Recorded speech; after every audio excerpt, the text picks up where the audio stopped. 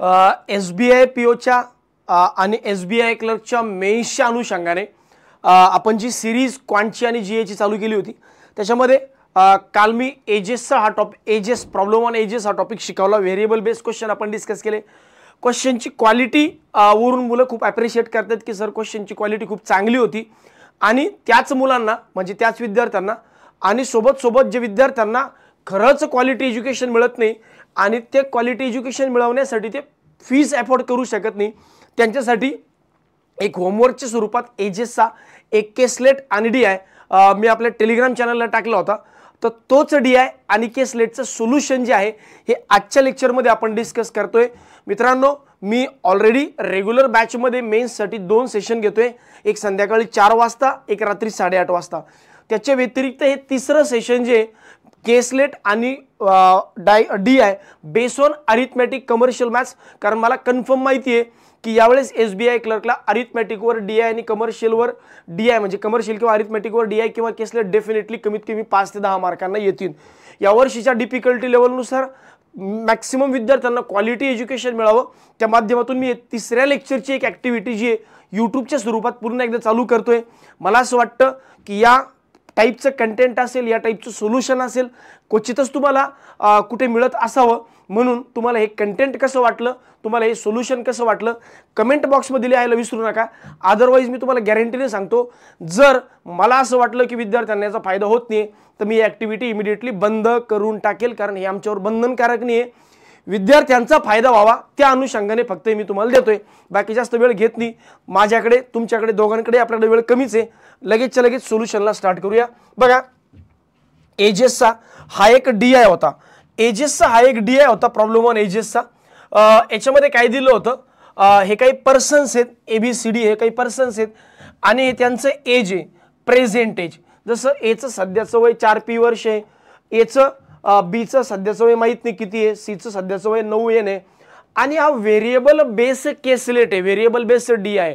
बरं याच्यामध्ये असं होतं की हे आत्ताचं वय आणि हे 5 वर्षापूर्वीचं वय, 5 वर्षापूर्वीचं म्हणजे एचं आजचं वय। बघा एचं प्रेझेंट एज जर मला विचारलं, एचं प्रेझेंट एज जर मला विचारलं तर मी काय म्हणेल एचं प्रेझेंट एज आहे 4P, पण एचं 5 वर्षापूर्वीचं नाही आफ्टर 5 इयर, आफ्टर 5 इयर जर विचारलं, आफ्टर 5 इयर्स तर मी म्हणेल Q।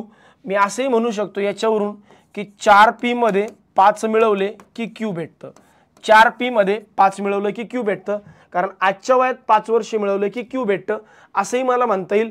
आणि बाकी या जागा ज्या आहेत या रिकाम्या असल्यामुळं हा रेशो कधीचा आहे 5 वर्षापूर्वीचा आणि 2 वर्षानंतरचा, 5 वर्षापूर्वीचा आणि 2 वर्षानंतरचा। बाकी प्रत्येक ठिकाणी जागा रिकाम्या असल्यामुळं मला कुठलाही डेटा काढता येणार नाही, म्हणून यांनी इन्फॉर्मेशन देताना काय दिली होती बघा, नोटमध्ये काय दिलं होतं की some data in the table are missing. तर या टेबलमध्ये काही डेटा जो आहे तो मिसिंग आहे। मग याचा अर्थ असा आहे की तो इथं काढता येत नाही, तो काढण्यासाठी जर काही नोट्स दिल्या असत्या की याच्याबद्दल ते त्याच्याबद्दल ही माहिती दिली असती तर मग मला डेफिनेटली त्या नोट्सवरून व्हॅल्यू कॅल्क्युलेट करता आल्या असतं, डेटा भरता आला असता।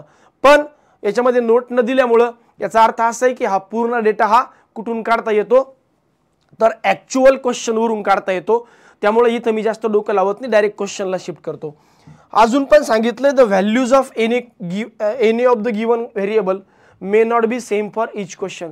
म्हणजे पहिल्या प्रश्नामध्ये उदाहरणार्थ P ची व्हॅल्यू जर 8 येत असेल तर पुढच्या प्रश्नामध्ये ती 8च येईल असं कंपल्सरी नाही, ती येऊही शकते नाही येऊ शकत। म्हणजे पहिल्या प्रश्नातला डेटा पुढच्या प्रश्नात वापरायचा नाही असं यांचं म्हणणं आहे। लगेचच्या लगेच पहिल्या प्रश्नाला चालू करूया। बघा पहिला क्वेश्चन काय, the present age of A's brother is a 6P। कुणाचं वय एचा ब्रदर, कुणाचं वय एचा brother. And present age of A sister is Q+9। बघा एचा कोण ब्रदर, एचा ब्रदर, याचं वय किती आहे 6P। त्यानंतर एची जी सिस्टर आहे, एची सिस्टर, हिचं वय किती आहे Q+9, Q+9। पण एचं जे प्रेझेंटेज आहे, एचं प्रेझेंटेज हे तर आपल्याला माहिती होतं किती होतं 4P, 4P। आणि एचं जे आफ्टर 5 इयर्स आहे, आफ्टर 5 इयर्स हे पण आपल्याला दिलं होतं किती होतं Q। म्हणजे मी असंही म्हणू शकतो या दोन्ही स्टेटमेंटवरून की क्यू बरोबर किती, क्यू बरोबर किती 4p + 5, कारण आजच्या वयात 5 मिळवलं की क्यू भेटतं, आजच्या वयात 5 मिळवलं की क्यू भेटतं. पुढे काय सांगितलं, after 6 year A's sister become equal to present age of A's brother. After 6 year 6 वर्षानंतर एच्या बहिणीचं वय हे एच्या भावाच्या आजच्या वय एवढं होतं. म्हणजे असं आहे की एच्या बहिणीचं आजचं वय किती आहे, क्यू + 9. एच्या बहिणीचं आजचं वय किती आहे, क्यू + 9. याच्यात जर 6 मिळवले, बघा एच्या बहिणीचं आजचं वय किती आहे, क्यू + 9. याच्यात जर 6 मिळवले तर एच्या भावाच्या आजच्या एवढं वय बनतं. म्हणजे एच्या भावाचं आजचं वय किती आहे, 6p तेवढं बनतं. मग याच्यावरून मला काय भेटल, क्यू + 15 बरोबर 6p, क्यू + 15 बरोबर 6p. हे एक इक्वेशन भेटलं. आणि जर मी ही व्हॅल्यू इकडे पुट केली, क्यूच्या जागेवर 4p + 5, क्यूच्या जागेवर 4p + 5, तर मला p ची व्हॅल्यू भेटल. आणि मला p ची व्हॅल्यू भेटली की मला एचं वय भेटतं. मला तेच विचारलं होतं, find the age after 2 year. मग मी काय करतो बघा, put Q equal to 4p + 5. कुठल्या इक्वेशन मध्ये, या इक्वेशन मध्ये. मग क्यूच्या जागेवर काय ठेवतो, 4p + 5, हे 15 15 ॲज इट इज. आणि हे किती, 6p. 6p मधून 4p गेले, 2p बरोबर 20. याचा अर्थ p ची व्हॅल्यू 6 मधून 4 गेले, हां याचा अर्थ p ची व्हॅल्यू किती आली, 10. p ची व्हॅल्यू किती आली, 10. एकदा क्रॉस चेक करून घेऊ. बघा एचं ब्रदर 4p + 5, हां एचा जो ब्रदर आहे हा 6p आहे, एची सिस्टर क्यू + 3 आहे. इथपर्यंत माहिती आहे. ओके, एचं आजचं वय तेवढं आहे. अरे एकच मिनटं, हे एचं 5 वर्षापूर्वीचं वय बरं का, सॉरी एचं 5 वर्षापूर्वीचं वय. मग एचं 5 वर्षापूर्वीचं म्हणल्यावर हे असं म्हणावं लागेल, कारण हे एचं आजचं वय नाही, कधीचं आहे, 5 वर्षापूर्वीचं. हे आफ्टर नाही बरं का, बिफोर आहे. ते चुकून मी आफ्टर वाचलं, बिफोर आहे. ठीक आहे. मग या पद्धतीने मग मी याला 5 मायनस करेल. मग इथंही 5 मायनस करून घ्या, काही मोठी गोष्ट नाही, म्हणजे काही फार हे नाही झालं. इथं 5 मायनस करून टाका, -5. आता काय होईल, हा तिकडं हा 15 अलीकडं, याचा अर्थ याची व्हॅल्यू 10 येईल. आणि याची व्हॅल्यू 10 आली तर p ची व्हॅल्यू 5 येईल. p ची व्हॅल्यू जर 5 आली तर याचं आजचं वय किती येईल बघा, याचं आजचं वय किती येईल, 4p. 4p म्हणजे 4 × 5, 4 × 5 किती, 20. हे कधीचं आहे, याचं आजचं वय. तुम्हाला कधी विचारलं आफ्टर 2 इयर, आफ्टर 2 इयर किती होईल, 22 वर्ष. कारण याचं आजचं वय नाही विचारलं, याचं अजून 2 वर्षानंतरचं वय विचारलं, तर त्याचं उत्तर यायला पाहिजे 22 वर्ष. नेक्स्ट क्वेश्चन काय होता बघा, next question, ratio of B's age before 2 year to that of C after 2 year is 3:2. बघा मला हे कुणाचं वय माहिती आहे, बीच आहे. हे कुणाचं वय माहिती आहे, बीच आहे. हे कुणाचं वय माहिती आहे, सीच आहे. हे कधीच आहे, 5 वर्षापूर्वीचं आहे. मग बीचं आजचं वय जर काढायचं, बीचं आजचं वय, तर 5 वर्षापूर्वी तेवढं आहे, तर आजचं वय किती येईल, आजचं वय 3m + 5. हे 5 वर्षापूर्वीचं आहे, तर आजचं वय किती येईल, 5 वर्षापूर्वी जर एवढं होतं तर आजचं वय +5 येईल. आणि क्यूच यांचं आजचं वय तर माहितीच आहे मला. बरं, तर बीचं 2 वर्षापूर्वी बिफोर 2 इयर आणि सी आफ्टर 2 इयर यांचा रेशो दिलाय. If the age of B after 4 year will be 4m. बरं, बीचं आफ्टर 4 वर्षानंतर बघा, आता बीचं आजचं वय किती आहे, बीचं प्रेझेंट एज किती आहे. मी म्हणतोय बीचं प्रेझेंट एज आहे 3m + 5, 3m + 5. आणि हे स्टेटमेंट मला काय म्हणतंय बघा, हे स्टेटमेंट काय म्हणतंय, बीचं 4 वर्षानंतर 4 वर्ष होतं. बीचं आफ्टर 4 इयर, बीचं आफ्टर 4 इयर किती होतं, 4m बनतं म्हणे. किती बनतं म्हणे, 4m. मग मी काय म्हणतो, आजच्या वयात जर 4 मिळवले तर एवढं बनतं. मग या दोन्ही इक्वेशनला जर मी मिक्स केलं तर हे आजचं वय, आजचं यात जर 4 मिळवले तर 4m बनतं म्हणे. किती m बनतं म्हणे, 4m. याचा अर्थ m ची व्हॅल्यू किती आली, 9. m ची व्हॅल्यू 9 भेटली तर मला बीचं वय भेटून गेलं. m ची व्हॅल्यू जर मला 9 भेटली तर मला यात 9 × 27 आणि 5 किती येईल, 32. 27 आणि 5 हे कोणाचं, बीचं आजचं वय भेटलं मला 32 वर्ष. मग बीचं आजचं वय 32 वर्ष भेटलं तर मला एक जो रेशो दिला होता, हा कोणाचा होता, बीचं 2 वर्षापूर्वीचा. बघा बीचा 2 वर्षापूर्वीचा आणि सीचा 2 वर्षानंतरचा हा रेशो होता 3:2. बघा बीचा 2 वर्षापूर्वीचा, सीचा 2 वर्षानंतरचा 3:2 होता. मला सांगा बीचं आजचं वय किती भेटलं, 32. 32 मधून 2 गेले 30. म्हणजे ही जी व्हॅल्यू आहे माझी ही 30 आहे. ही 30 कशी आली सर, आजचं वय 32 आहे, 2 वर्षापूर्वी 30, मग सीचं वय किती येईल 20, पण सीचं वय कधीचं आहे 2 वर्षानंतरचं आहे, सीचं 2 वर्षानंतरचं, मग सीचं आजचं वय किती असेल 18, मग सीचं आजचं वय किती भेटलं 18. तुम्हाला काय विचारलं, find the difference between present age of B and C.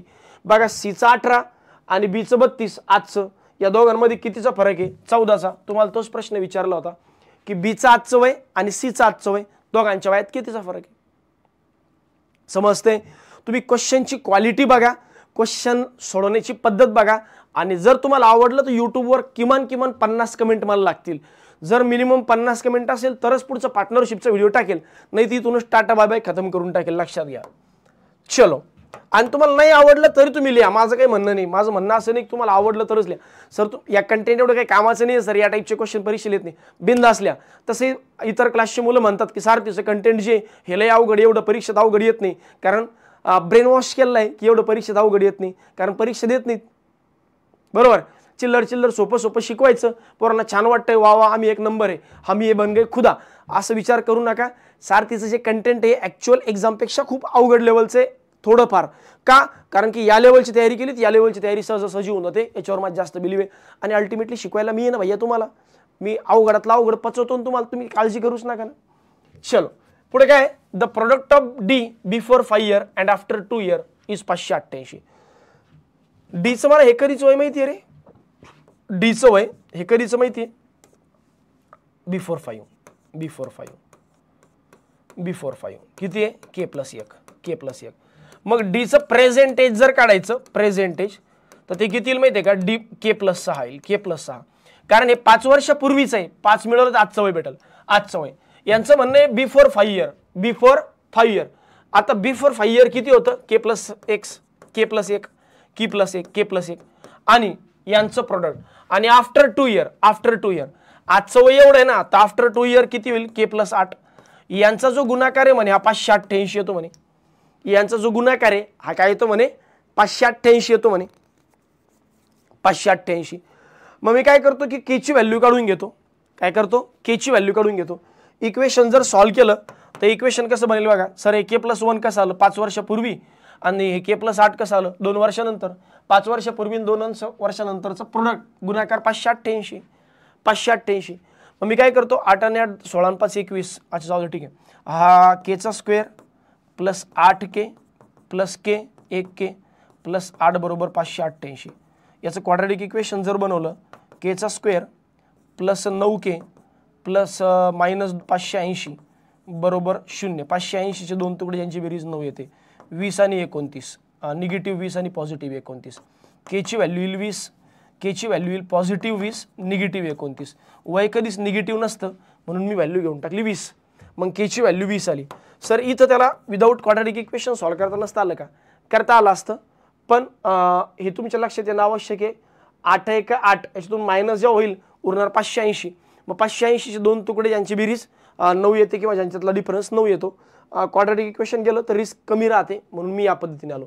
बरं, मग के ची व्हॅल्यू जर 20 आली तर डीचं आजचं वय किती येईल, डीचं आजचं वय 26, डीचं आजचं वय 26.